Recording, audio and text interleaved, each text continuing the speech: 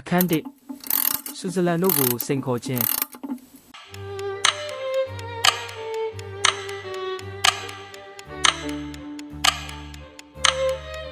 နိုင်တမိုင်းကြောင်းကိုလေ့လာကြည့်ရင်ဆွစ်ဇာလန်နိုင်ငံကအမြဲတမ်းဘရင်တစ်ပါးလိုစိုးမိုးထားတာကိုတွေ့ရပါမယ်20ရာစုအစောပိုင်းမှာတိကျတဲ့နိုင်တစ်လုံးပိုင်ဆိုင်ဖို့ဆိုတာလူချမ်းသာတွေအထက်တန်းလွှာတွေအတွက်သာတည်တံ့ဖြစ်ခဲ့ပါတယ်ဒါပေမဲ့ကမ္ဘာတစ်ဖက်ခြမ်းကဂျပန်နိုင်ငံမှာတော့လူတစ်ယောက်ကဒီအခြေအနေကိုပြောင်းလဲပစ်ဖို့ဆုံးဖြတ်ခဲ့ပါတယ်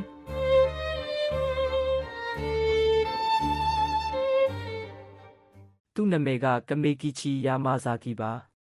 1918ခုနှစ်မှာသူဟာတိုကျိုမြို့မှာရှိုဂိုရှာဝစ် Research Institute ကိုတည်ထောင်ခဲ့ပါတယ်။သူ့ရဲ့ရည်ရွယ်ချက်ကရှင်းပါတယ်။ပြည်ပကနေတင်သွင်းနေရတဲ့ဈေးကြီးတဲ့နာရီတွေကိုအားကိုးနေမဲ့အစားဂျပန်နိုင်ငံသားတွေကိုယ်တိုင်ပြုလုပ်တဲ့အရေးသွေးမြင့်ပြီးလူတိုင်းလက်လန်းမိနိုင်တဲ့နာရီတွေကိုဖန်တီးချင်ခဲ့တာပါ